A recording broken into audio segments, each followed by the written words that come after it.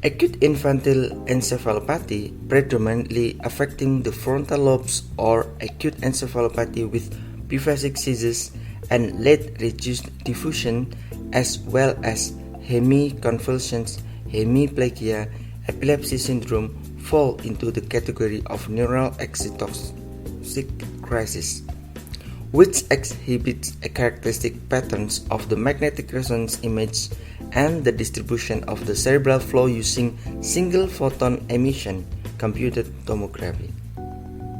Teman-teman, sebelum melanjutkan video ini, terus dukung channel kami untuk berkembang dengan cara mensubscribe channel ini. Terima kasih.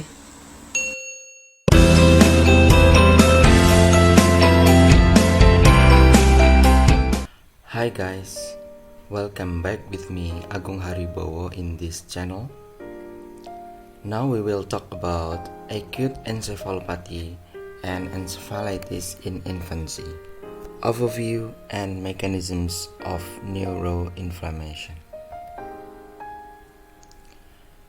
Acute encephalopathy in infancy and childhood is defined as a rapidly progressive dysfunction of the brain with non-inflammatory edematous changes in infants and children.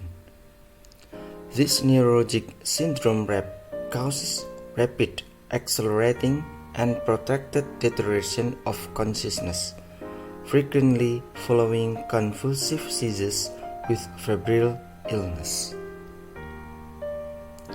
Differential diagnosis includes epileptic conditions such as febrile or non-febrile convulsive status epilepticus, acute hypoxia and/or ischemia, traumatic brain injury, cerebrovascular disorders, central nervous system or CNS infections, immunologic CNS disorders, and brain tumors.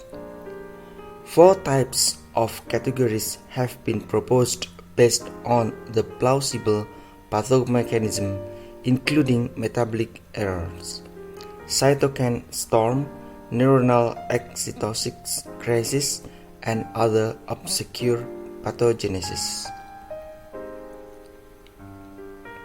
The subtype related with inherited metabolic disorders is suggested by the abnormalities in the initial routine laboratory tests such as blood level of glucose, ammonia, lactate, and ketone body, as well as plasma acid-base status.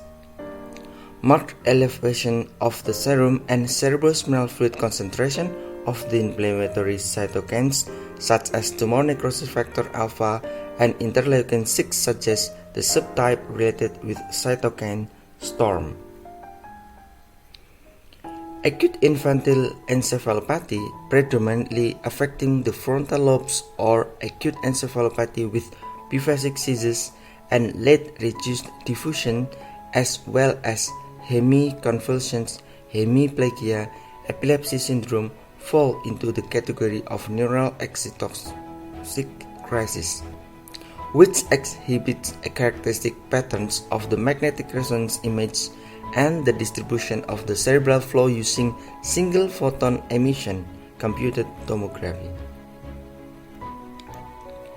Prompt diagnosis and management are necessary to minimize the neurologic sequelae caused by this catastrophic neurologic syndrome with rapidly progressive manner.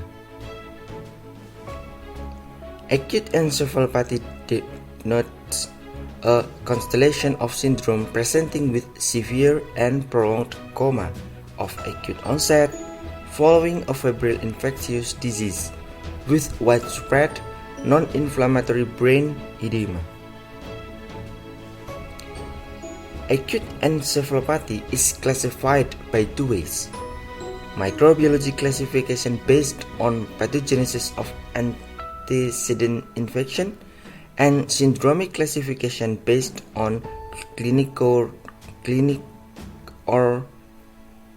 radiologic features of encephalopathy. In Japan, acute encephalopathy affects hundreds of children every year. Syndromes differ remarkably as to their age distribution, pathogens of antecedent infection, and prognosis. From the translation, studies of infantile epileptic encephalopathies have utilized animal models to better understand their pathophysiology and develop therapeutic approaches. To develop appropriate models of these epilepsies, it is critical to understand the International League Against Epilepsy classification of the epilepsy syndromes as well as mechanisms of epileptogenesis in infancy. The models induced an epilepsy phenotype using an inciting event, either an electrical stimulus or a toxin such as cyanuric acid, lithium pilocarpine, or lipopolysaccharide. The expression of seizures in these models and therefore the treatment of the subsequent epilepsy differs depending on the age, gender, and genetic substrate of the subject receiving the precipitating insult. These models have shaped our understanding of the various infantile epilepsy syndrome and have provided new insights into their therapeutic approach, leading to individualized treatments and precision-based medicine. Mechanisms of neuroinflammation.